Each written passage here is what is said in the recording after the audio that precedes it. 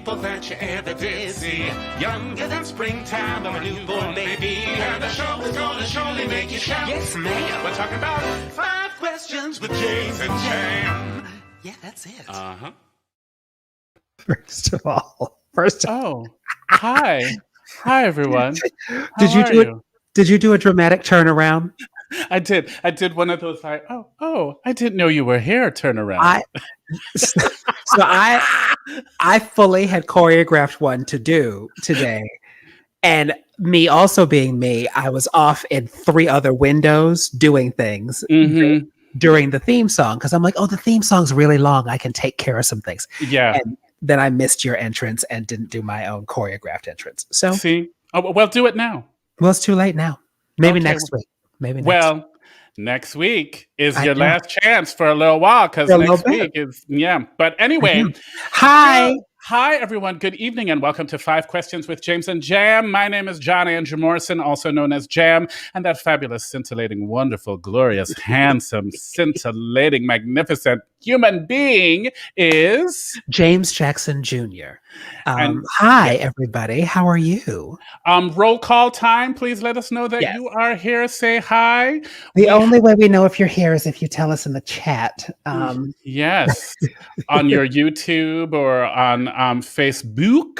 Oh, yeah. Vinny is watching. Tom Lorio is watching. Tom is in the bedroom. Caroline, hello. Caroline, hello. And today we have a magnificent, just talent, kindness, wonderfulness, warmth.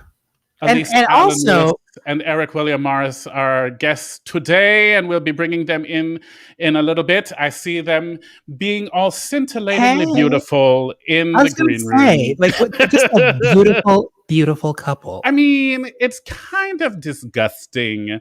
They're giving us looks and beauty and talent. It's too much. What were you going to say? Well, we're getting some YouTube love today. Hello, hi, YouTube. Ediku Anderson. Where are you tuning in from? Ediku and Mallory. I'd love to know. Hi, Mallory. I would love to know. And LaDonna Burns, the queen of the body roll, is in the house, ladies and gentlemen. The slow. I have a question. Body roll. I've asked you this before. I can only body roll on one side. I can only do the one. I can't go this way. Well, that's because you need to take LaDonna Burns' body roll advanced course. I took 101 and I didn't get a passing grade. Yeah, you see, I took it at the Learning Annex, and it was great. LaDonna Burns' body roll course. I did a lower body roll, upper body roll, isolated body roll. Isolated. Wow. Oh, my goodness. But ladies and gentlemen, we're hey, Christine Shep Strong. Did you notice a little something, Christine Shep Strong? Did you notice some patty pillows? We've been talking about them every meeting. We've been in a lot of Zoom meetings recently, so we have made sure that we have our patty pillows. Patty pillows everywhere. We can call them Patty La Pillows. Patty La Pillows. I did a reading for Keen Company today, and I made sure I was like, look here, Santino Fontana, you might have things, but you don't have a Patty La Pillow. You don't have a Patty pillow.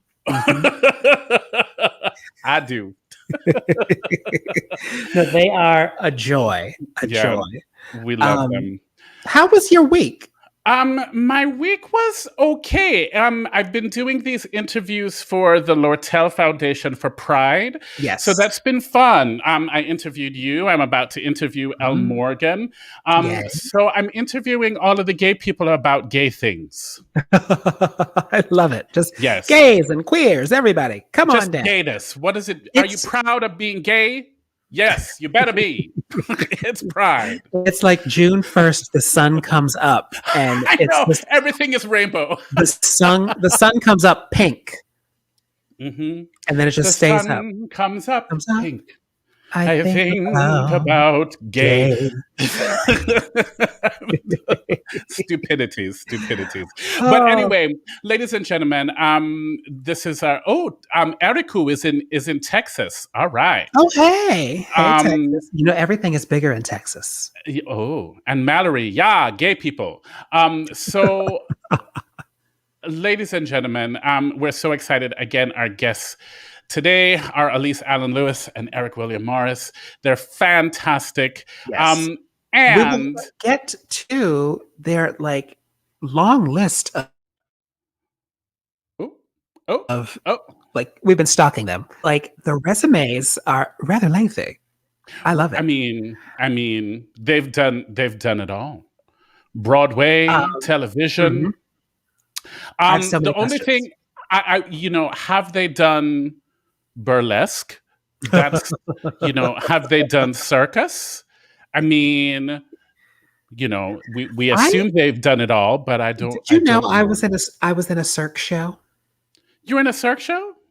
It was stolen. It was not Cirque du Soleil anybody, but the name Cirque was put into the title of the show because there were acrobats from another country. And I played a singing poinsettia tree. Oh, that's some ratchetry, and I appreciate it. Yeah. in Branson, Missouri. Oh, Branson. Mm-hmm. Yeah. They making shows. They're making entertainments. Well, they're making shows. Yes, they are. Oh my gosh. All right. Is it time for our first segment? You mean 3 minutes? Why, I think it is. And shall we do a spiritual timing of the 3 minutes, or will someone actually time 3 minutes today? I'm actually going to time it today. Okay. Where is my clock? Remember clocks? Clock, where are you? Where are you? Timer. Oh. 3 minutes. There we go. Turn the volume up. Are you ready? Yes, of course. This is now when my mom calls me on my phone, but I can't speak to her. We're in the middle of a show. But anyway, so we're ready. So we came up with this 3 minutes right at the 3 minutes before the show. 3 minutes before the show. And what I want to talk about is gratitude. I want to express some gratitude for having been able to do this with you. I want to express some gratitude for this Pride season, some gratitude for the vaccines. And honestly, I was thinking about it earlier today. And James, I'm so grateful for you because this has been a challenging year, as you know. Yes, it has. A year filled with some sadness, and putting this together every week and having our ridiculously long, over-involved show meetings has been such a joy. And then getting to talk to so many fabulous people, it has been such a joy. And so I'm expressing some gratitude that we're coming into some warmth and some connection again. So this is my 3 minutes of gratitude. So what do you have? Because you were like, I don't have it. And I was like, I'm going to force you. So I'm going to make you give me 5 things you're grateful for right now. 5 things I'm grateful for. You, and you.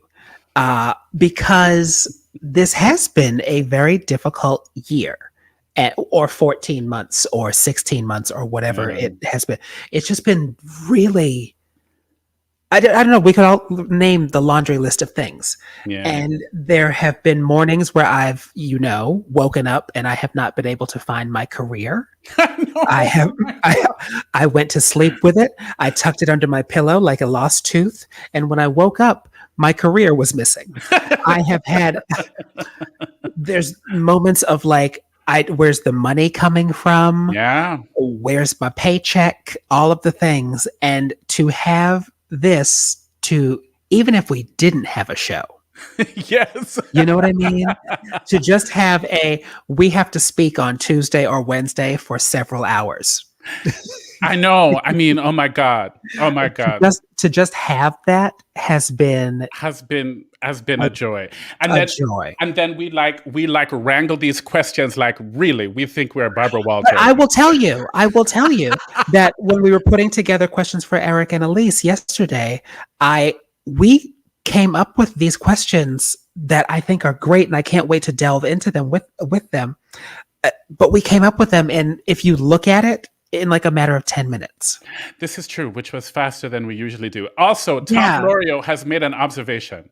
This is a show where everyone has 3 names but James Jackson. Well, James Jackson Jr. That's true. I could use my middle name, I guess. Do you know what is your middle name? It's terrible. It's L.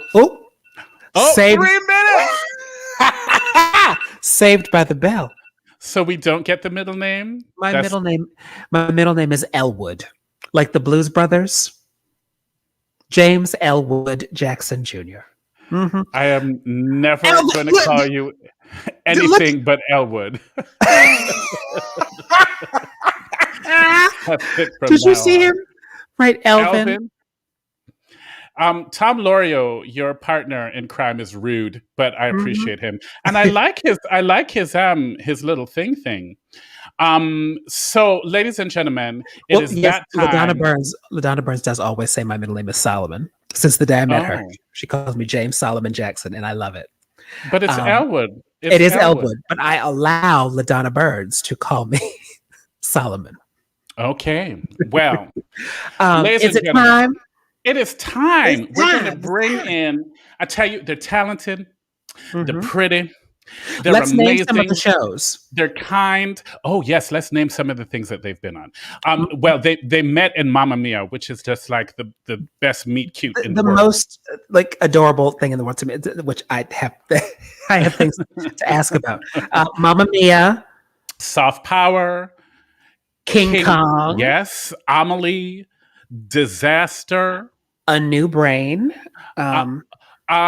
Wait, is this Hope Springs or Fall Springs? That's what I meant. Yes, Fall Springs, and then Eric has been on Blue Blood, and I know you were a fan of his on As the World Turns. I have so many things to talk about regarding As the World Turns. Not even so many. It's just it's only the soap opera that shaped my entire being, but it's fine. It's fine. They're cracking up in the green room. I can't wait to bring them on. So, ladies and gentlemen, without further ado, let's give you their entrance video. And then, ladies and gentlemen, welcome Alyse and Eric. Hold on.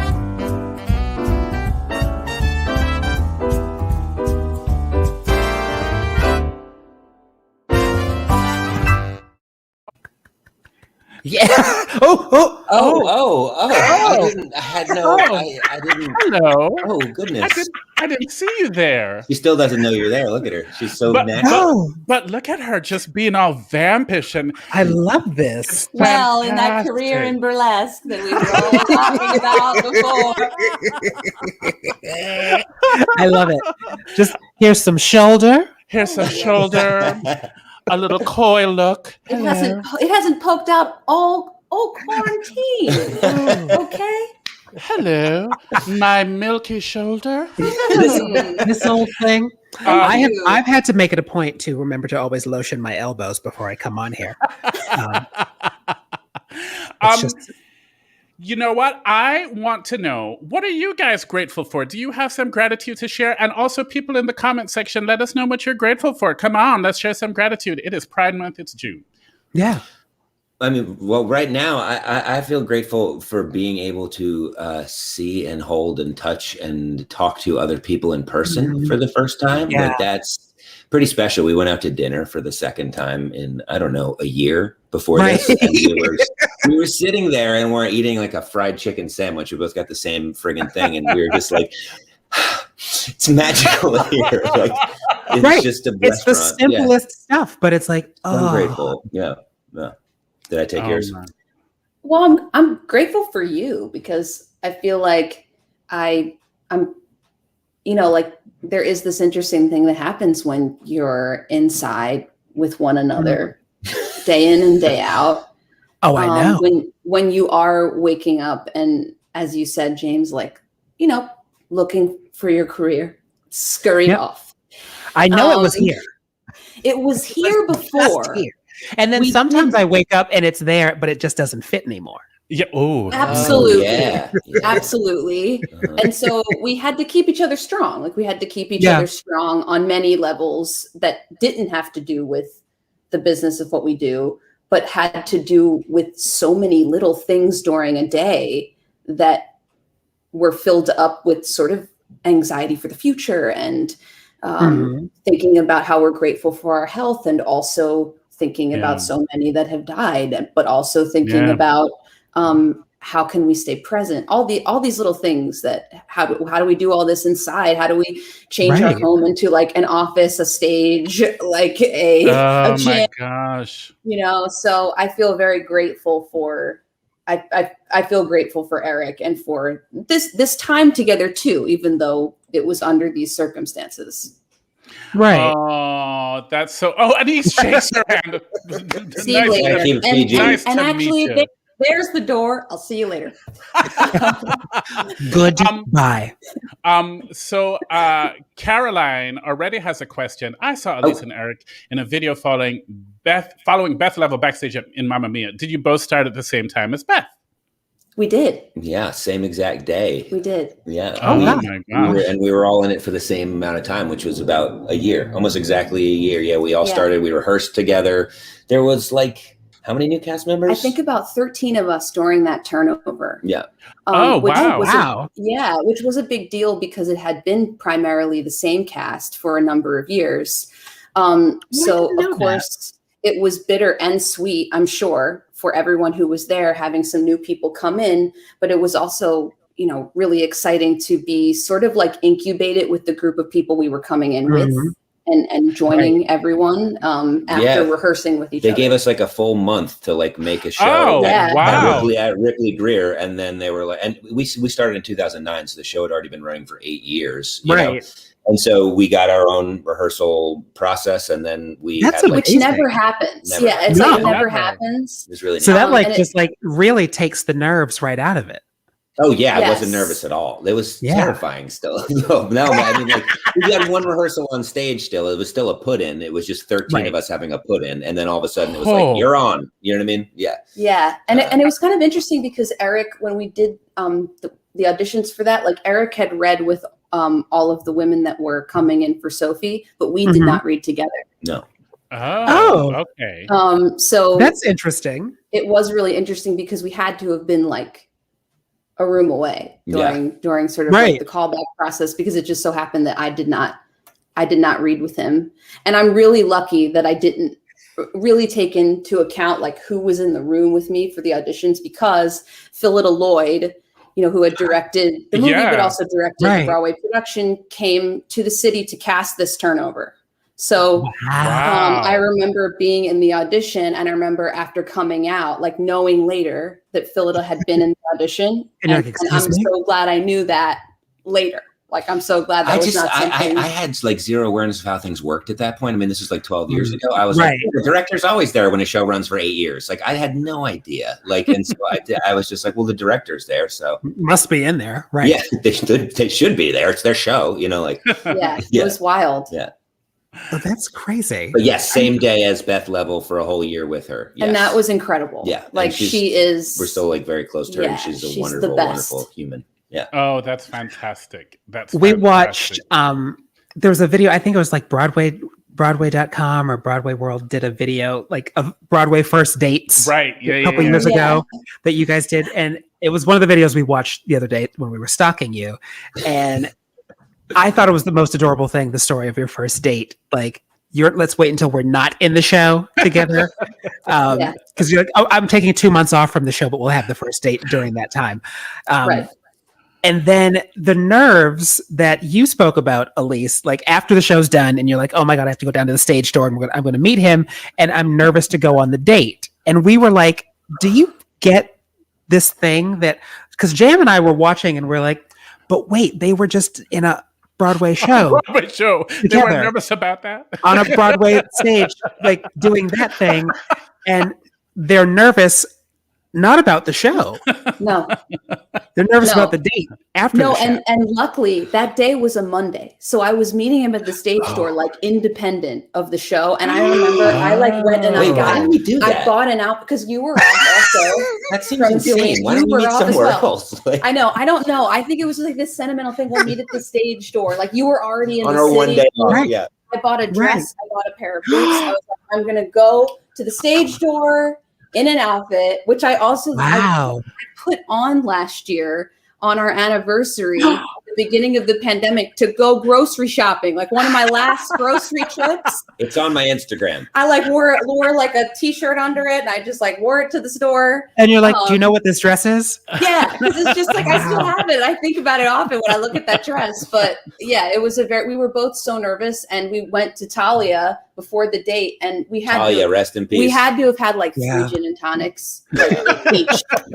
Like I feel like we were kind of like a little bit just like slurring our words before we got to that date because we were both also just like so nervous for this date. I don't know why. We've been doing the show for. Is that a thing? Like, do you think, because I know I stumble over like interpersonal things, and like I meet someone and I'm an idiot and I don't know what to say or things like that, or I'm nervous about meeting someone that way, but I'll get up on stage and do whatever. I'll like go try this song or go. Do you find? I want to talk about nerves. Yeah. Like, where do nerves manifest in you? I think we've had, that's a great question. We've had a discussion. We've had a lot of time to talk over the past year. We've had a discussion recently about how we are both like compulsive overreaders of rooms. Does that make sense? Yes. Where 100%, we won't 100%. say a million things because we think that the person over there will think this about something and they must think something different. So we don't say shit. And I think we both, in early on getting to know people, I hope I'm not speaking for you. But like that's a thing that we both will walk away from a social interaction and question everything that happened. Oh my God, about I just it. obsess. Yeah. I do the exact same thing for days.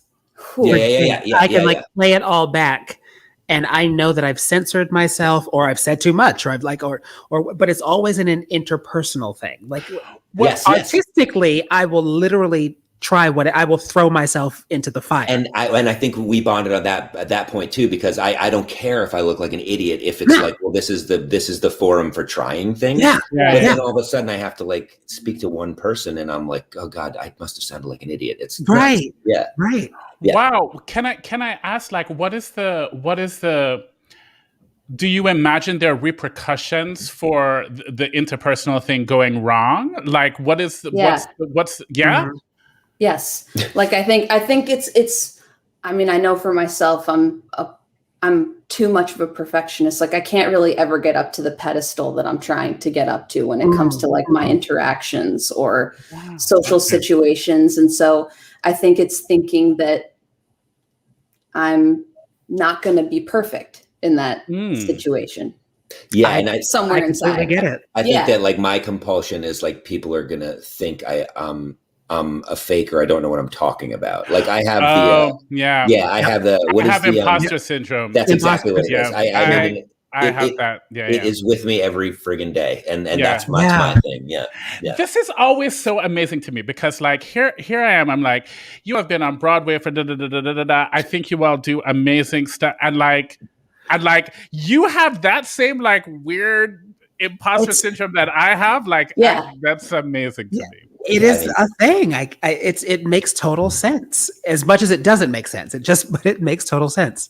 Yeah, and I think when you do something like we do, where there's no like objective, you can do it or you can't do it, or you're good at it or you're not good at it. Like you take these risks and you fall on your face in front of people and you hope it went well. But the back of my head, I'm like, they all know that They know what I'm doing. Yeah, I don't know what I'm doing. Yeah. They know. That's what they're writing on that piece of paper. They're writing down. They're writing does not know what he's doing. Yes. Don't ever call him again. No. Don't ever call him again. That's always the repercussion, I think, is that like, oh, that's it. Your career is over now because you said the wrong thing. Absolutely. Right. Every day. Right. Yeah. But you know what? People are resonating with that. Mallory is going, literally me. Me laying in bed later thinking of all the things that went wrong, but really they didn't. So I guess, you know what? Let's be grateful that we're not alone Thank you. In I think feeling it's a pretty that way. human thing. It's a pretty human thing. Maybe that just means that we genuinely do care about someone else's feelings. Absolutely. Yeah, that's Empathy. all. Okay. Maybe, is that? I've heard of that word. Is that what that is? What is That's interesting. I'm going to write that Empathy? down. Excuse me, I have to call my therapist. So, Alyse, Eric. Oh, you know what? I might do it. It's Alyse, Lewis, and Eric. Wait. You gonna switch it? Do you want us to switch spots so we're lined up correctly? No. It's fine. But it's Alyse and Eric, or are you a John Andrew like me? No. Oh yeah, Alyse and Eric, yeah. We yeah. don't. Yeah. There's just first name for sure. Okay. All right. You're the only one with a hyphen. See, I thought I was wrong. And I was like, I just ruined the show and I'm never going to do a show again. And they're never going to talk to me again. And they think I'm evil and horrible. And we will rescind your Patti LaPillow. Rescinding your Patti LaPillow. So collaboration, the power of two artists, a couple, a husband and a wife. What are the benefits? What are the benefits of being able to have your partner as a collaborator, and then what conflicts come up? And then what attracts you to each other as artists? Those are fantastic questions.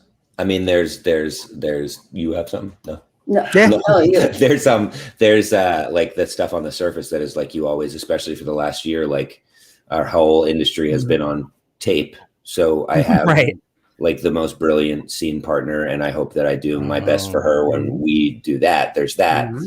And I feel like the strengths for me are, it's been said about her, and I fully agree that her superpower is supporting people. And I feel that way 100% about this person. She's unbelievable at supporting her friends and her fellow artists. So I always feel well taken care of. Whenever I want to try something crazy or go out of my comfort zone, which I try to do, we all do. She's always there being like, yeah, you should start to write music, even though you have never done it before. You should, she's like there for that. So that's been, for me, that's bang, Like us, our understanding of what we do, the understanding that we have for the sacrifices it takes, and also the sacrifices as a couple it will take, like for us to go after what we want individually, but also just the way the business is, you kind of pack a bag and go. We're not always going to be in the same city. We're not always going to be working on the same things. I think knowing that he understands is really invaluable. When we first started dating, I definitely really fought the fact that we were both actors. And actually after Mamma Mia ended, I felt this part of okay, this is where like our real relationship begins, right? Because now we're not doing this show every day. And now we're really like kind of re-meeting each other, like back in the world. And at first I was kind of like, I don't want to be working on auditions together. I don't want you to help me with it. I don't want to be working on, I don't think I'll ever get to that point. I think that for me, like came from, because I started doing this as a kid, I have a lot like kind of just ingrained from that process of like working professionally younger. That's and always, over here and personal stuff is over here. Right. Yes. And kind of feeling like competition, especially when you're like a little girl doing this, is something that like it's sort of learned, like how the business, even at that age, treats everyone, treats women, like it sort of just becomes ingrained. And so when we were learning how to navigate our relationship in those early years, I felt a little bit like, I don't know if I can kind of like, it was mainly about just letting my heart be vulnerable to that experience of like truly collaborating with someone who understood and knew the business inside and out. And I think that like, to be honest, our collaboration with each other, it's been like a really generous process in our relationship. One that like we've had to come to through a lot of like learned experiences of like, oh, we've never done this before. Like I've never been with another actor, and I kind of have to really like show you my heart here. And then as we invited each other into these experiences with other actors collaborating together, that's been the true joy of us both doing this together, I think. Oh, that's fantastic. I love that.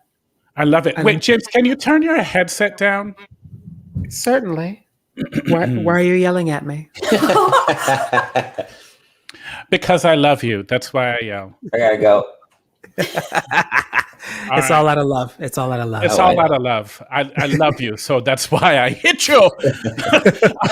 Wait, Alyse, you started as a kid in this business? I did, yes. Yeah, I did. Amazing. So what, theater stuff or like TV? Yeah, theater stuff. So I started. My sister's an actor too. Her name's Jillian Lewis, right? And she is the person I feel like once she started singing and acting, and we have some years between us in shows at our school. I was like, I want to do that, right? And so then I started also learning how to do it, and my mom enrolled me in class at the Walnut Street Theater School. Probably when I was like 7 or 8. Okay. And I started taking class there. And there was an agent in the audience named Edie Robb who came to one of the showcases at the end. And so I signed with Edie and I actually ended up doing my first professional show at the Walnut Street, which was the Goodbye Girl. Wow. Like 1997, 96.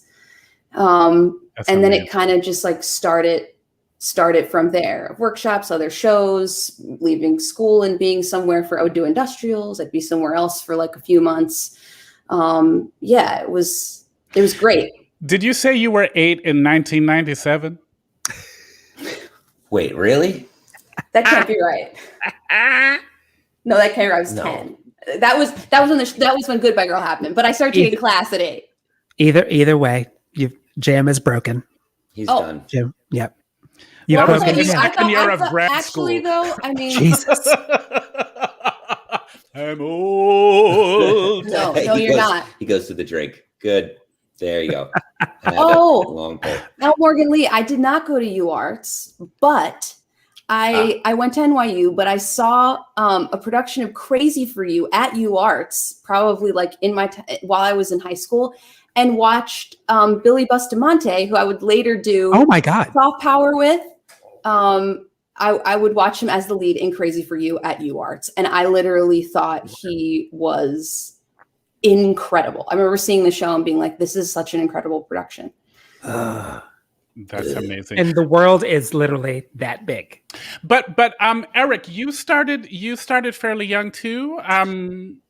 No, I did. I mean, like, I didn't really. I went to college. I went to Loyola College, which is a liberal arts school in Baltimore, and I did the plays in high school, and I went on and I went to college and didn't know what I wanted to do, but just kept finding myself drawn into doing more and more theater and more theater. So by the time I was like a junior in college, I was like, okay, I need to move to New York when I graduate and do this. And so I moved to New York in 2004, and I did 2 more years after college at Circle in the Square Theater School. Yeah.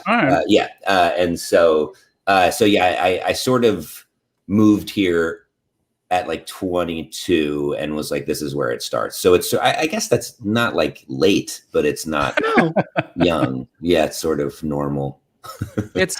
There is no young and there is no old. There's the time that it was right for you. Yeah, that's completely correct. Say it louder. I need that to be said during this pandemic. I often think about my dad brought that to me recently of like, it's like you can be in your mid 40s and things can happen then. And I was like, all right, thank you, 80-year-old man.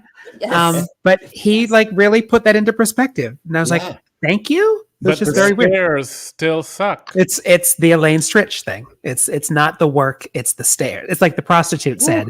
It's not the work, it's the stairs. It's the stairs. Get you every time. Yeah. That's good. Yeah. So in case you haven't realized yet, we're into the 5 questions. What? Yeah. How? Where? How deep are we in? We're about to start number 3, which technically you did bring up. You're both doing very well. Very well. I'll give you a B+. Well, no, you brought up having to deal with, like, you're not always working on the same project. So sometimes you might go out of town somewhere. Okay, I have to go away for 3 months, or I have to go away for 4 months and do this. How do you support each other when you're away from New York? or just away from, there has to be a home base. I know we're really in tune with home base over the last year, but what has it been like before that, when you've had to say, like, got this amazing opportunity, but it means I'm going to like San Francisco for the next 4 months? What do you do? How do you support each other during that? Well, we have a couple of guidelines that we've sort of like really found are helpful. We usually don't like to go a month without visiting each other. Do you know what I mean? Oh, So if somebody's away, like, you sort of fly out, and then whoever's got the job is the one who pays for the plane ticket, right? Oh, I love that. So like, there's like no questions. It's like, I love that. The friggin' contract. Fly me out to Right. San Francisco. You know what I mean? But then there's this other thing that we found. I was in San Diego at the Old Globe doing a show, actually with Beth Level, called Dog and Pony, another show I did with her. And it was, I was out there, the whole thing rehearsed out there and opened out there in previews. And it was like about 4 months, right? Yeah. And so we found ourselves stealing time every morning. So what we would do, and it was like sort of when people were getting good at Skype, was we would just turn the computer on and like have each other in the room, but not have to like have a, how was your day? Like, I would make breakfast and so would she. And we'd be watching each other sort of in the same space, and sort of like, like they're there in the room with you. And if you want to be like, oh, I thought about this thing, but then there could be 5 minutes where like somebody's making breakfast or like, then, I got to take out the trash. I'll see you in a little bit. Yeah. I'm coming back up. But it did start to feel like your person was sort of in the room with you. That's so that was lovely. helpful. That was Yeah. we did a lot of movie dates on Skype too, which was fun because it was kind of like, if it paused, if something was a glitch, you made sure to like count down to start it again. I like that was always really fun. Like it was vitally, I do think like FaceTime, Skype, they've become so important as like a connection tool. And we really did figure out how to use it in a way that if we couldn't be there in person, that it was, a super healthy way of just like staying connected. And I think in terms of support, I think that's something that actually all four of us shares. We're like extremely passionate about new theater, like new works of theater, new musicals, like getting that going. So we understand like just inherently when somebody's like, there's this brand new thing, I gotta go, And so we're sort of like, like I'll write you letters and I'll be your biggest fan sort of thing. It's just natural because we understand the opportunities, Isn't there something interesting about that? Like, I've been offered nicely Johnson like 100 times. And like, I'm just like, it ain't right. It's a good part. Yeah. And it is, but there's the other thing that's you're making creating. There is something about being the one to do that initial discovery and to like collaborate with people and like figure out together, like, how do we make this moment work? Right. Or, rather than kind of being the cookie cutter. Can I flip something on you and ask you guys a question? Yeah, please. Did you? We both are huge Michael R. Jackson fans. I have been following Strange Loop forever, ever. Did you two know each other before then? No, not well. I mean, we did a Joe's Pub thing together. I think before we were in the room together with Strange Loop, but it was always around Michael R. Jackson. Yes. So we did, and then I think probably not until like a musical theater factory thing where we in the room together. I saw that one. Yeah. That was wonderful. Yeah, that's funny. I was there. And then at some point we've realized that like we could have potentially met years ago in Boston. But we did, our paths should have crossed as we encountered so many of the same people in the 90s and we just didn't. Completely. So it wasn't meant to be until like 2013 or something. I love that. I love this. Mallory says, I'm 21 and just decided to change my major to theater. You do it, Mallory. Yes. Me and you both. I'm 21. Do it. I'm 21, and then I woke up. Morgan, you want to see my Nathan? Oh yeah, I could play. Hold on a minute. We're getting back. We're back. That was exciting. Wasn't it? Could you hear me still? Yeah, we could. No, I would like to see your Nathan. That'd be lovely. I would too, though. It's not new, and so no.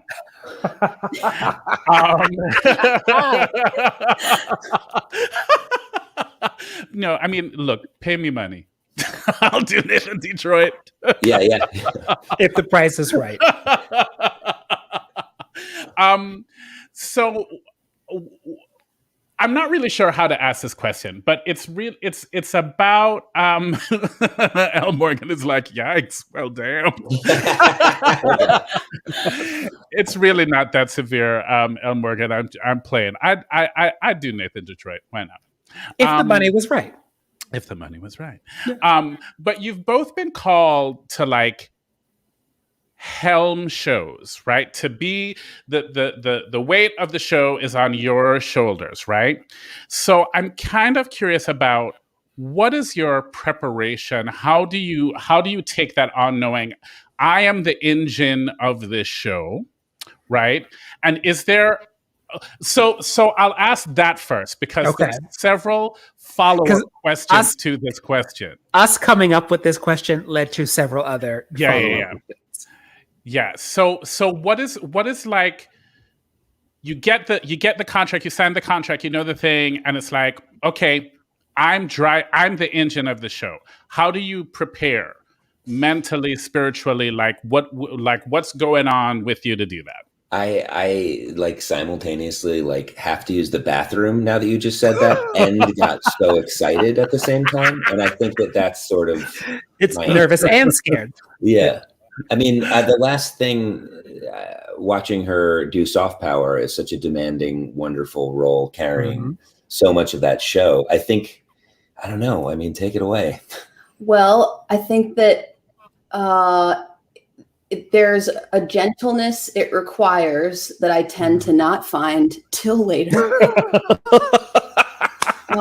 Because I do feel like I walk in, I think both of us, and we connect on this also, we're two people who walk in knowing that's on our shoulders, not just for the story itself and moving it forward, but we really believe that the attitude will trickle down from us to the rest of the cast. So we are two people that really believe in like, how do we find a balance of, I'm going to put all the complicated feelings I have inside into the work, and I am going to be able to advocate for myself or others in the room, or a choice I want to make. I'm going to try to do that honestly.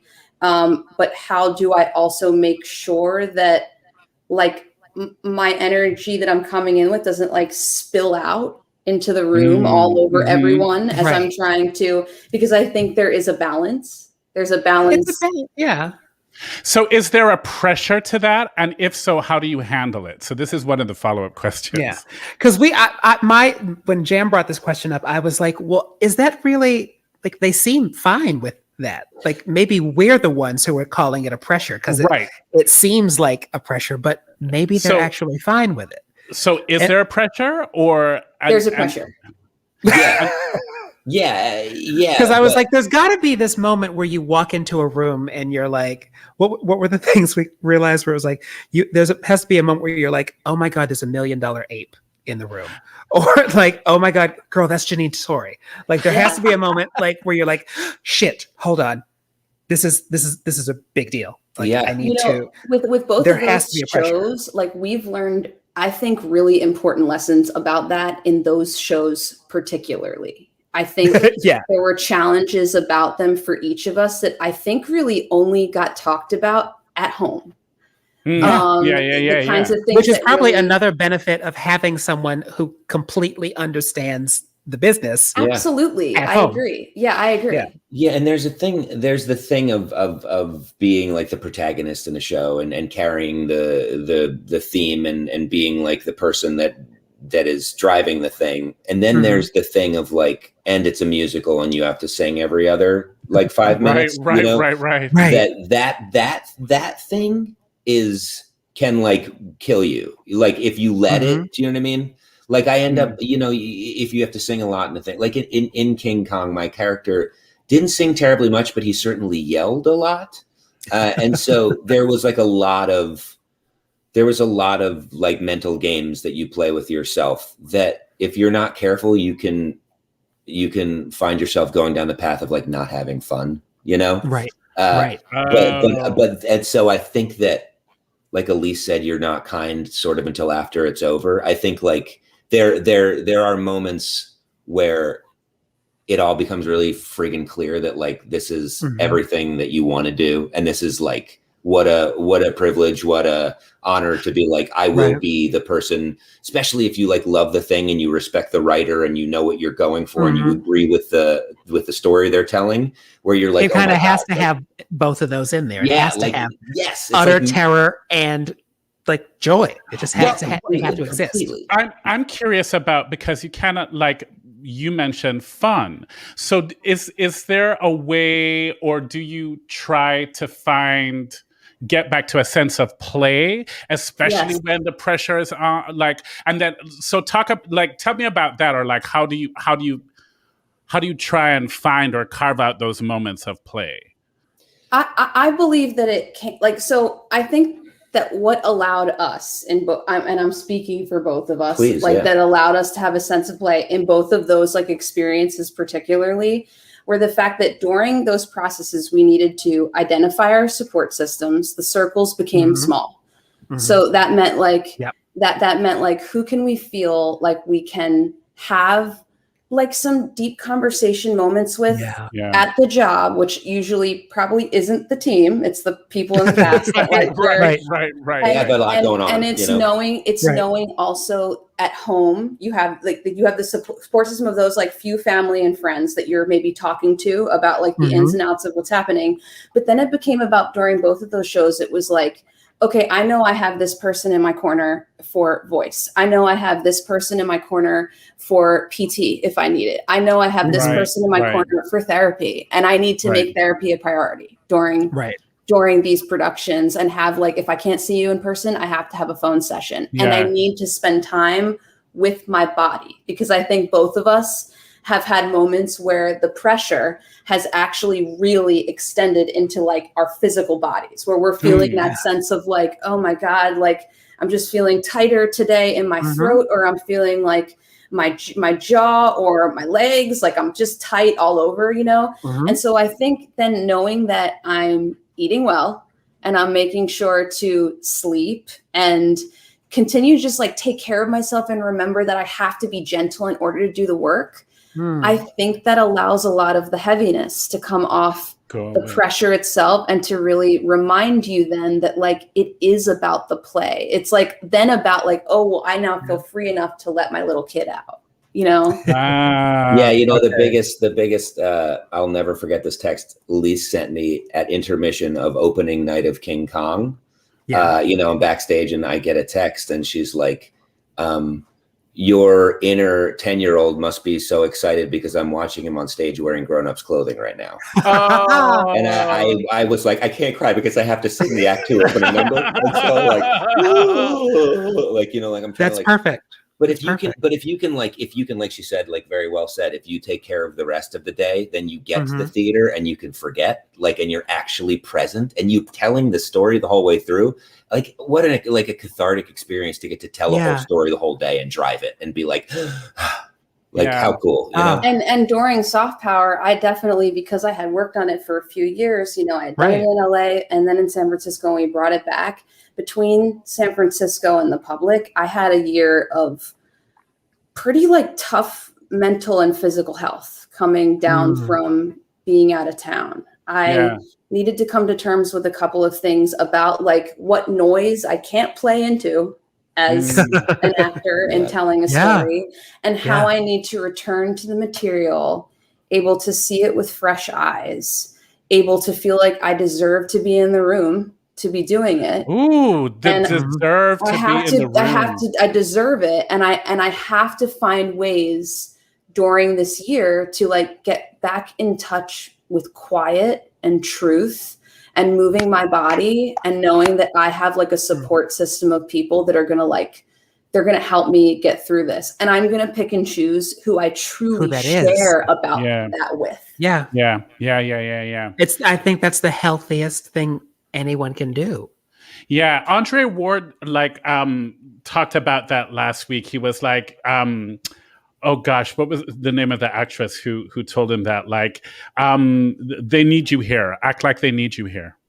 And Kate Finneran? Katie Finneran said that to him. Love her. And they hired you, so act like it. Yeah. Like, they need you here. Act like they need you here. I love that. Mallory, we're so in your things. We're so in your corner. Mallory, start this journey. Do it, Mallory. Yes. Absolutely. Just do it. Absolutely do it. And I know it seems like really scary right now for like any young person kind of venturing into this, but just do it. Tom Lorio says, this is such good advice. So we're about to go into another question, but before we do, I just have to say, like, the thing that I admire about the both of you, especially when you're singing, is how you live in a song. Like there is a way in which you kind of like drop in, and the storytelling and the lived in nature of how you sing a song. I think it's beautiful. It's not a question. I'm just like saying. I appreciate that. Thank you. That's how I feel about the two of you as well. Absolutely. I mean, it was a thing we both watched a lot yesterday of like what there's just from the beginning of press play on whatever we watched. It's like there's just an awareness, a presence, I am here, I am the story, I am being kind to myself and therefore giving you the story. And it reads so very well. Thank you. Thank you so much. I remember workshopping Fall Springs with you. Oh, he told me this. And there's that song there's this ballad about a rock. And like Alan Green and I were sitting beside each other. And we're like, are we about to cry about a rock right now? Like, is Alyse really like about to make us like cry about a rock? And so, I just think it's a gift, and it's wonderful, and I celebrate it. Thank you. So it's wonderful. And so with that, James Jackson, I turn it over to you for the most important question that you've been wanting to ask for the last 2 days. Eric, from approximately February 2008 to March 2009, you played Matt O'Connor on As the World Turns, which is my all-time favorite soap opera. From birth until a brief period in the early 2000s where I stopped watching. So my question, I was researching, when I heard this, I was like, who the fuck is Matt O'Connor? Because I had never heard of Matt O'Connor on my favorite soap opera of all time, As the World Turns. So I had to Google Matt O'Connor. And Matt O'Connor apparently met Casey Hughes in prison. Now, I knew Casey Hughes when he was born because he was the son of Tom Hughes, Oakdale District Attorney, and my all-time second favorite soap opera character, Detective Margot Hughes. I really just needed to know, and you should know this because it was from February of 2008 to March of 2009. I need to know why Casey Hughes was in jail and what sort of riffraff you actually were. Whoa, shit. Why Casey Hughes was in jail? Because it was during a period where I stopped watching the show. And when I last heard, Casey Hughes was like, had been born. And then I took some time off, and then apparently Casey Hughes went to jail. Whereupon he met someone named Matt O'Connor. I need to know why Casey Hughes was in prison.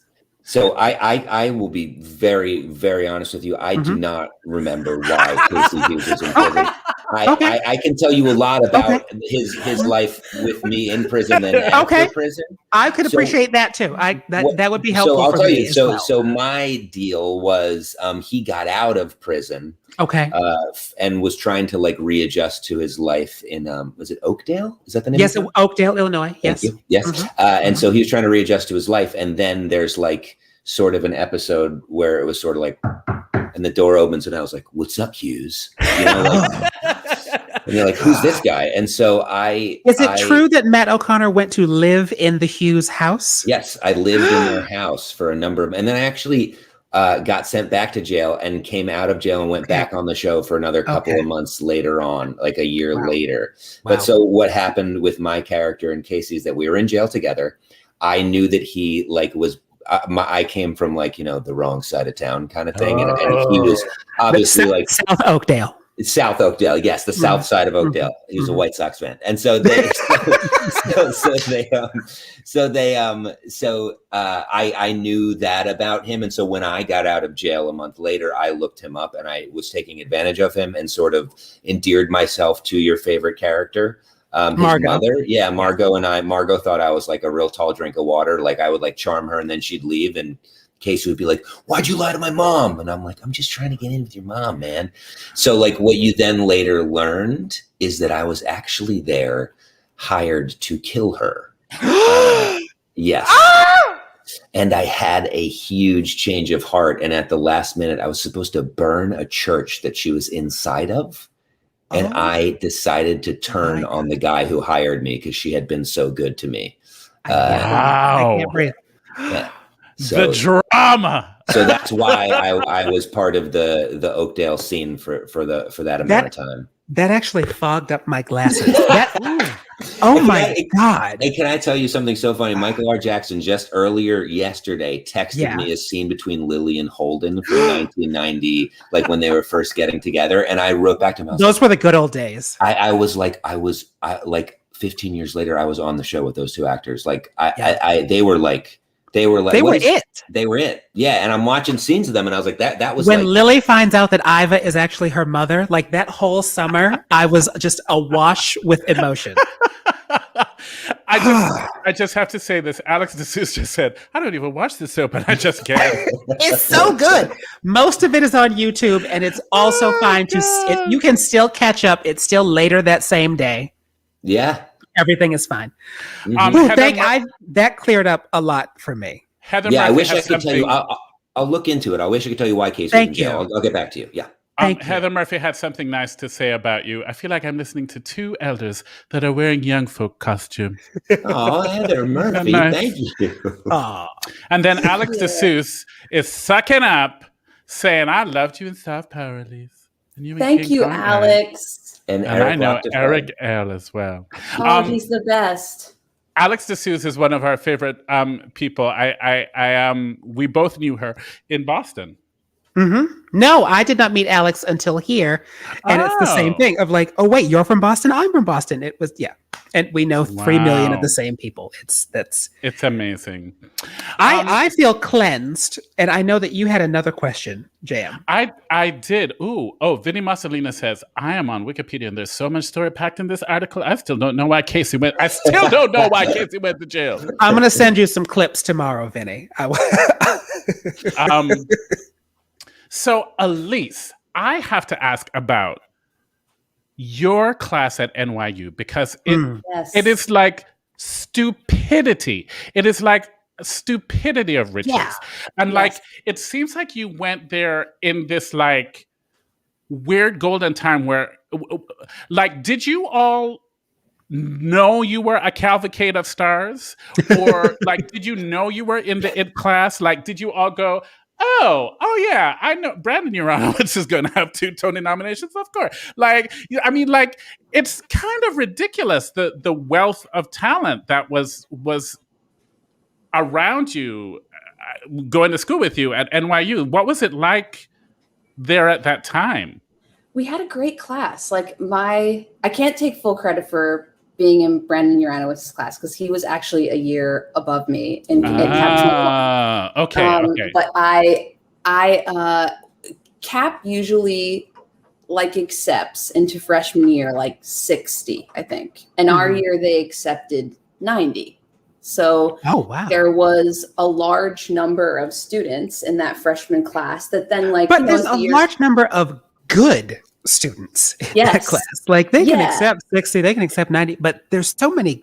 When Jam was reading me the list of people that are all in the same 2 to 3 year period. 2 to 3 year period. Yes. Oh my God. And my actual class that stayed with me, my year was particularly amazing. It was a great, and it's always interesting too, because it's yes, there are the folks in the class that if I throw out their name, you know their name, right? Yeah. Right. But there are also so many people in our class who obviously, as they are still artists, have veered into a different direction, or like it was a jumping off point for them to continue their art, but just move through it in a different way. And so honestly, it was just like a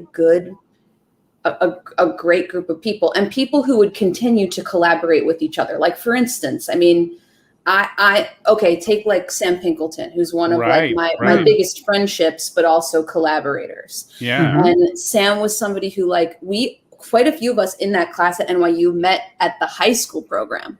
Like a year before. And so I had met Sam during that high school program. And then Sam and I were very dear friends, like throughout all of school. And he's somebody who like I then collaborate with often and collaborate with, on Soft Power and on Amelie, loads of other shows. But I think that like a lot of us already coming into that class had like a familiarity with each other. And then there's that funny thing that happens, which is that like some of the people too that I feel like, say like NYU or CAT at times will tout from our class. That's interesting too, because I think that some of the students that I know in my year, they didn't really find their home at like Cap 21. They actually realized like, no, I don't think this is right for me, but I'm going to go and write this like TV show and then I'm going to do it that way. You know what I mean? But I feel like there's that funny thing that happens too, where like, everybody kind of wants a piece then after that time, you know what I mean? Oh, that's interesting. So I guess what I appreciate too about that group of people is like, I love to think about us like before all of this, just in acting class, like on a regular afternoon where we really had like no idea what was ahead, but we were just very present in, say, like Larry Arancio's acting class, just like having those moments that you take for granted later, where you're like, why did I take all these special little moments for granted? In class with these people who like, you're never going to be together with them like that again. We're never going to get a chance to all be together like that. I know. But yeah, we have a really incredible class, and actually had a bit of a reunion in the last few years, and really cool to just like hold some of my friends' babies and like see what people are up to, see folks who had been out of state, or also like see my friends who are now like Tony winners. It's crazy. Or wrote their TV shows, or like, I'm writing to Anna Conkle about Pen 15 because I felt like I like kind of cried my way a little bit through, laughed and cried my way through it. In that first season, I'm sending her like a Facebook message, right? And I get this message back from her, and I'm just like, oh my God, Anna Conkle. Like, I can't believe I'm getting to write to you and tell you how much I love this show, but how much I love you as a person, and getting to be in acting class together and have like lunches at the dining hall or like so incredibly important, Same with like seeing the way that Allie, who I'm incredibly close to, one of my best friends, has just like blossomed, or continuing to collaborate with like Shayna Taub. It's just like, these are things that I actually recently, I had been auditioning for something that Shayna was a part of, right? And I put myself on tape in the last like couple weeks. It was my first musical theater audition back.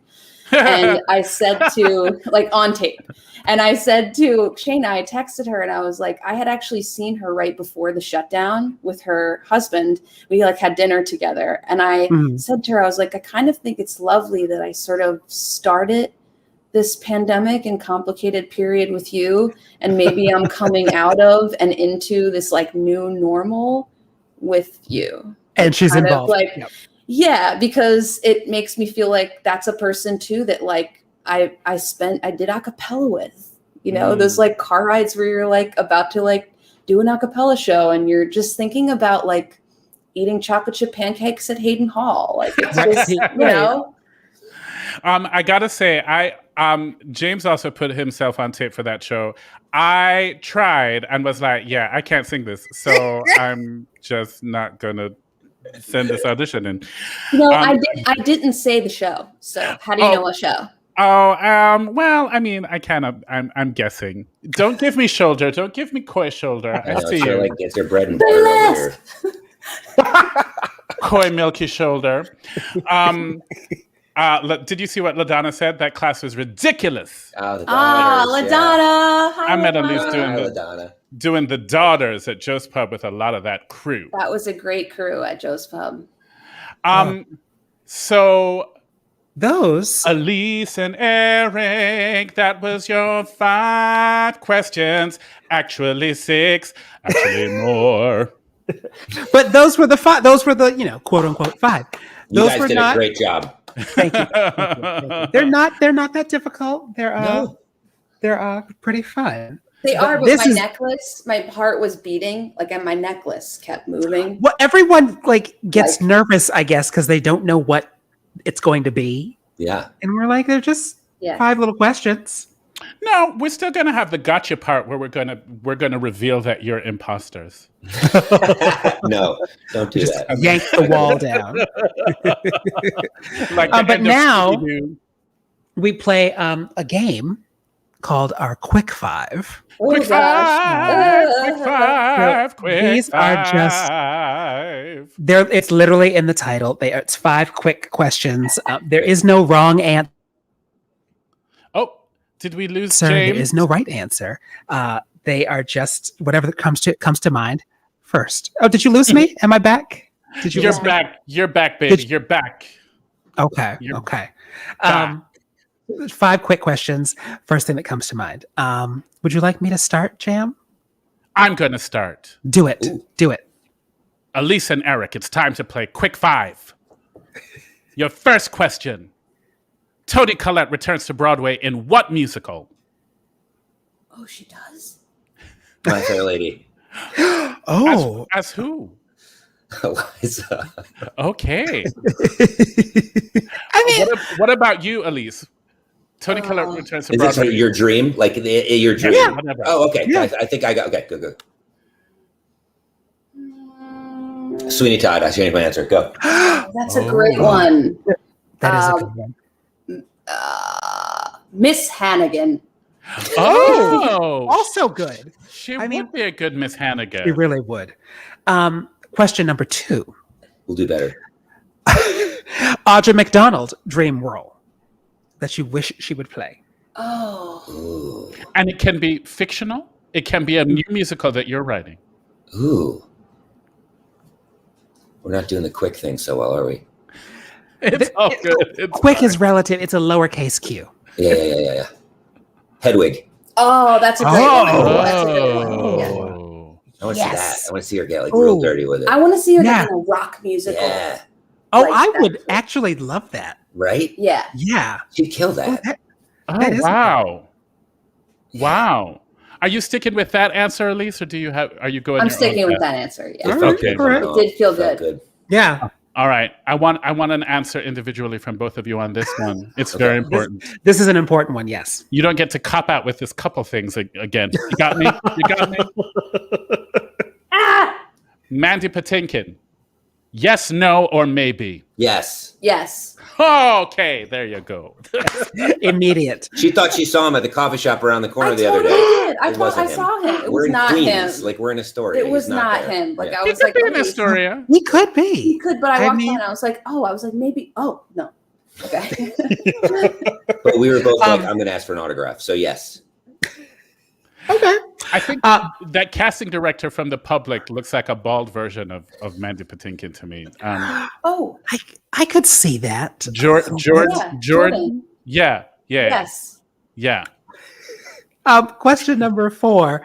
Your cell phone goes off during a Patti LuPone performance. Where do you hide? Under the seat. Oh. I actually just throw the phone. And blame it I on like- someone else. I like both of these. You know, I just- I'm a fan. I like the throwing the phone. I think Oh my that's God, my that just favorite. put the fear of God in What is me that? when Oh my you God! said Someone's phone. Someone's phone's on me. Right. Whose phone is it? There's something about like knowing it's your phone and either just getting it away from you as soon as possible or just like letting the shit ring. Yeah. Just let it ring. Just admit it. It's my phone. I'm so cold. Yeah. Oh, you're brave, Alyse. Yeah, it's my phone. It's coming back. It's coming back. It's coming back. It's coming back. It's coming back. It's coming back. We're back. That was like karma. That was like actually like a lightning bolt. That was actually Patty LaPone. That was Patty LaPone going, say something. I feel like she knows. Something. I think she knows. Say it again.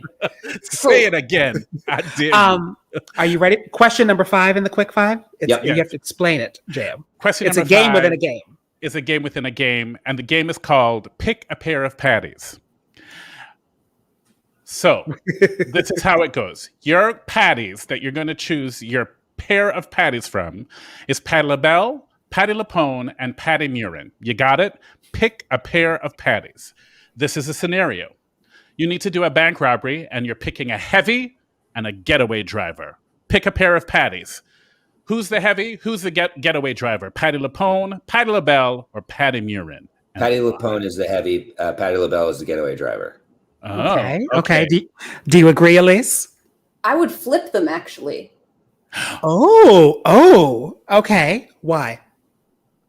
Well, my answer is because the way that you just said my cell phone went off and I wanted to hide under the effing seat. I know that she will do that to other people. You know? And then I was like, it started down to Patti Murin and Patti LaBelle, and I just felt like I think that Patti LaBelle could like probably rip out of a parking lot faster. I'm sorry. But I think Patti Murin could too. Yeah, no, I mean, I just think said she couldn't. Yeah, like because to me, I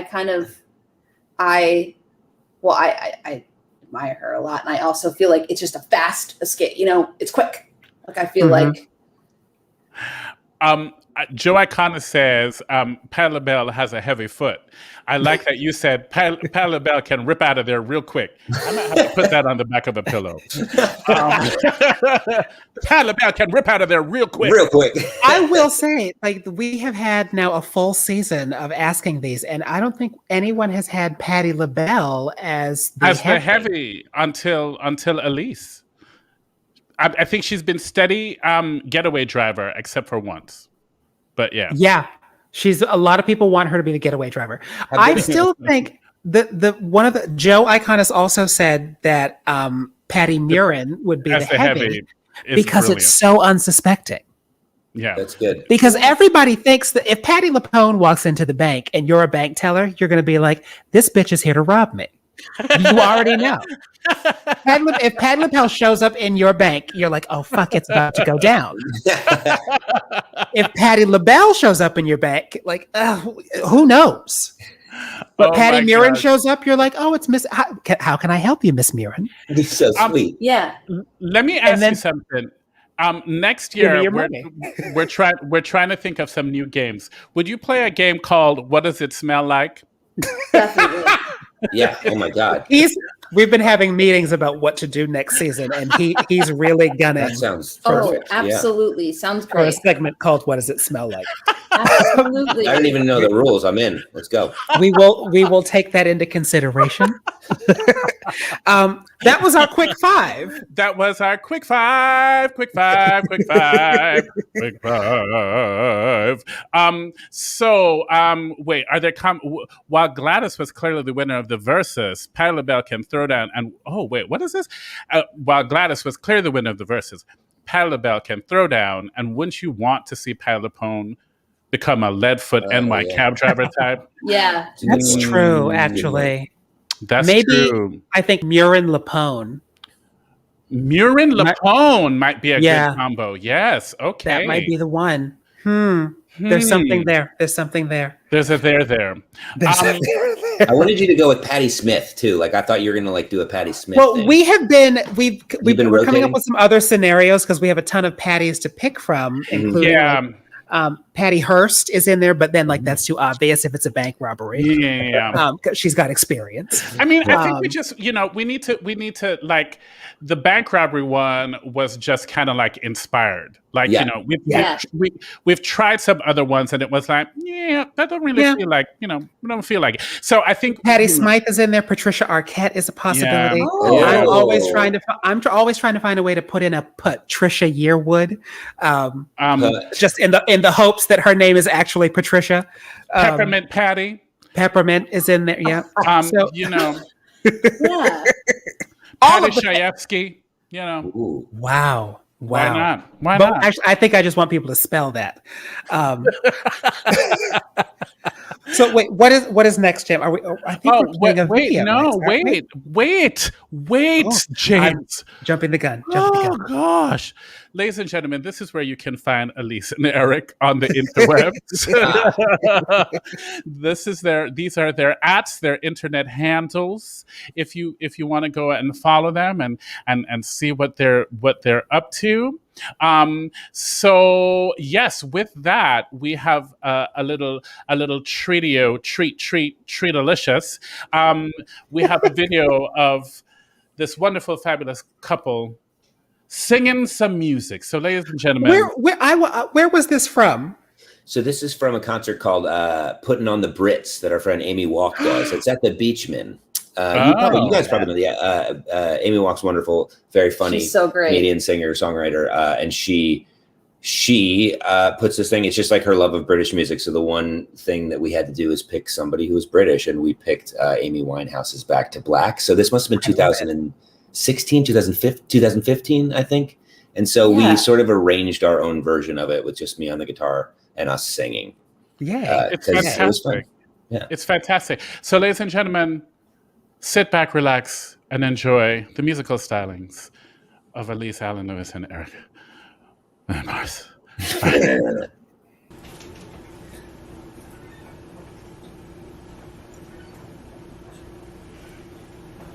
He left no time to regret, kept his wet with his same old safe bet, and me with my head high and my tears dry, get on without my guy.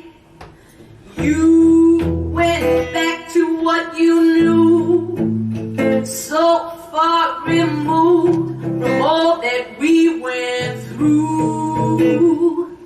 And I tread a troubled track, my odds are stacked, I'll go back to black. We only said goodbye with words, I died 100 times. You go back to her and I go back to, I go back to us. I loved you much, it's not enough. You love love when I love her, and life is like a pipe, and I'm a tiny penny rolling up the walls inside. We only said goodbye with words, I died 100 times. You go back to her and I'll go back to. We only said goodbye with words, I died 100 times. You go back to her and I'll go back to. I'll go back to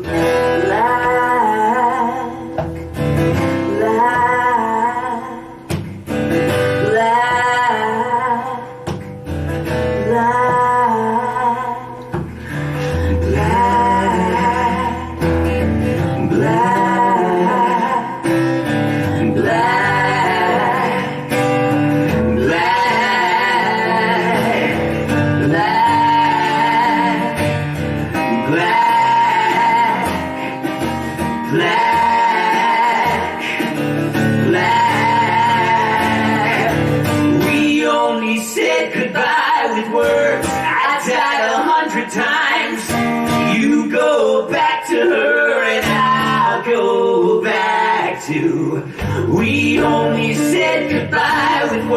I died 100 times.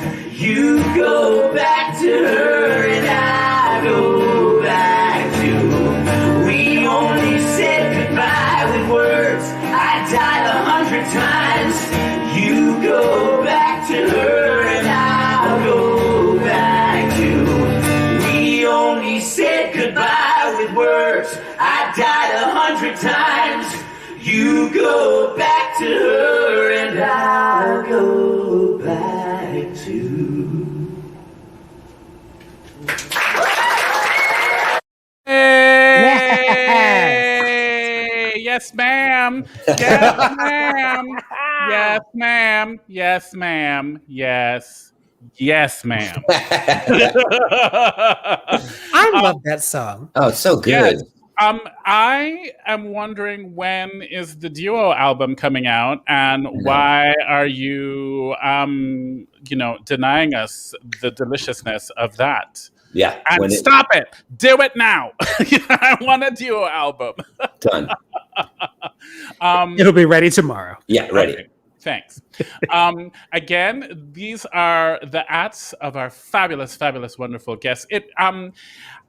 This has been delicious. It really has. Alan Lewis, Eric William Morris. You can find them on Instagram at Alyse Lewis and at the Eric W. Morris. So go and follow them on the Instagram, ladies and gentlemen.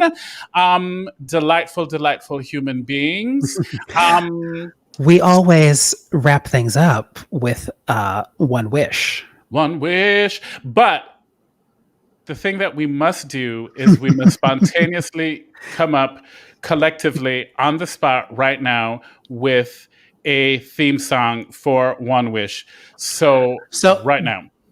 Now, I always have to give a little warning here, because we do know that it's humanly impossible to sing in perfect. No. Well, you know what? I shouldn't say that. Yeah, we know that it's been rather difficult to sing perfect harmony over a streaming service. Is going to happen today. Yep. Jam believes that one day the heavens will align and we will all sing a theme song for this next segment, One Wish, in perfect harmony somehow.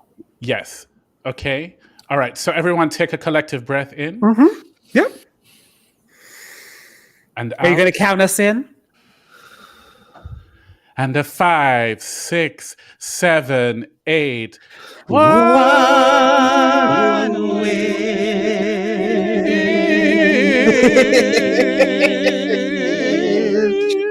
I mean, here's the thing. That was brilliant.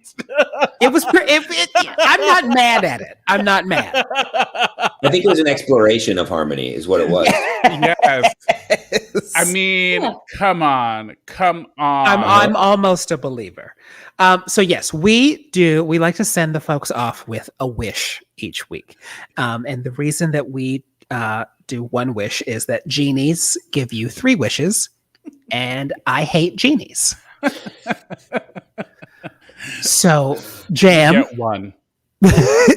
Do you have a wish for the people this week? I wish you to take a moment to be in gratitude. I think gratitude has been the most powerful thing in my life, because what gratitude is a celebration of the things that actually exist and are happening in your world. Like when we kind of like focus on the things we don't have, we're actually focusing on the void. And so take a moment to just be in gratitude and appreciate all of the like stupid things. Appreciate your home and be grateful for it. Appreciate that you woke up today, that you can walk, that you can, call someone on the phone. Like there's so much to be grateful for. And so if we can remember that gratitude is there for us, I think it's just a nice way to be in the world. It's good. It's good. I like that. Beautiful. My one wish is, so I was not in the gratitude mood when we began today. I believe I said, I don't have it. But I will change my stance on that because I'm very grateful. I have gratitude for you, Jam. I do. And I that's my wish for everyone this week, is that they go out and find themselves a jam. Because it has been really very helpful to just get to work on this every week. And next week is our season finale. And then we're just not going to have this for the summer. And I'm like, You mean you just want me to have a summer? And not have a thing to do, and no show meeting and no stalking people online? So I just wish that everyone your black ass. So I think we should still have show meetings even though there's no show. But I wish that for everyone. I want everyone to go out and find themselves a jam. Go get in a jam. Beautiful. What about the two of you? Yeah, and you can both have separate, yes. Do you have one that you're thinking about? I wish that that everyone can find time to take a moment for themselves this week, a true moment for themselves, to be gentle, to be kind, and to take a nice deep breath. Mm-hmm. And going along with that, I wish bravery for people this week and moving forward. I think that I found myself adjusting to this new normal of the past year in a way that now stepping outside sometimes seems scary, even though we're being sort of like reassured that we need to get back out there. I want to keep taking those steps, and I think it's going to take a collective trusting of each other to do it, and I think that's going to take some bravery. So I wish that. Yeah, I like that. I love it too. And we've had some comments from the people. Great show, everyone. So authentic and human, a bunch of loveliness. And you know why, Christine Shep Strong? Because look at our guests today. They are lovely people. I'm manifesting. And then the shade of Mallory after she says, never mind. Ooh. No, Mallory, we wish the best. I thought we were friends. And then gratitude, attitude, and I like that. And Alex says bravery mood. #bravery mood. Yes. I like that. We're gonna put that on a pillow. Bravery mood. You kind of gave it away, but I still have an asset for it. So our guest next week is. Oh, do you have a picture of it? Chat, didn't you say you had you didn't have your Oh, wait a minute. See, here's the thing. Damn it. See, I've been off. Why do we do so usually why do we prepare? Why is show meetings there for a reason, you guys? Let's usually there's a drum roll to announce next week's guest, and usually my drum roll is me running my finger through a bowl of jelly beans. Oh, I do not have jelly beans this week, but I do have my gay xylophone. That was my xylophone solo.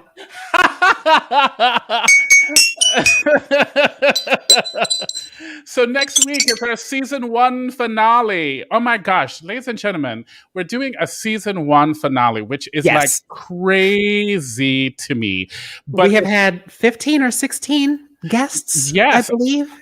So our guests this year have included Leslie Kritzer, Elizabeth Stanley, B.D. Wong, Joel Wagoner, who wrote our theme song, Kim Exum, Jason Veazey, Al Morgan Lee. I'm missing people. Andre Ward, Joe Iconis, and we are going to have Molly Hager. Alyse we are going to have a retrospective. It's just going to be Jam and I talking about everything that's happened in all of these episodes of wonderful people. And maybe we'll have a few surprises too. But we'll have some surprises. We're planning a thing. I might even stand up for it. Oh, that's too much. I'm thinking about it. That's too much. Don't do that. That's too much. This is where you can follow us, ladies and gentlemen. 5QJNJ at 5QJNJ, #5QJNJ. You can visit us on our website, 5QJNJ.com. I will package all of our season 1 in a lovely season 1 page on the website. Mm-hmm. Please catch up. Please comment. Please, like our little thing, and maybe we'll decide if we're gonna make it a podcast or not. I don't know. And there's a meeting scheduled. There's a meeting. And this is where you can follow Alyse Allen Lewis and Eric William Morris one more time at Alyse Lewis on Instagram, at the Eric W. Morris on Instagram. The two of you have been delicious and delightful. I'm just seeing if there are any last comments from anyone. No, I think we've done everything that we need to do, and I should probably stop dragging out the end. I'm sad. I don't want it to end. Thanks for having us. Yeah, thank you guys so much. This has been so wonderful. Thank you for just being here. Like, this was like, it's really been a pleasure. This has been just lovely. Truly. And now we get to do these things in person too. Yes. Which is so you exciting. should do the podcast. You guys got to do one. That'd be wonderful. I think it might happen. It might happen. So I'm going to run the end credits. Don't leave. We'll do a proper goodbye. We'll go backstage where the audience can't be. After party, everybody. I'll bring my gay xylophone. Yes, everybody's going to be doing some shouldering. Shouldering. The other day, Molly Hager did a micro twerk on Instagram, and what is that? It was like just the slightest hint of twerk, and I was like, Molly Hager, your talent, a micro twerk. I am hashtagging it micro twerk. Okay. So all right. With that, ladies and gentlemen, bye everybody. Bye everybody. Walk good. Take care. Walk good.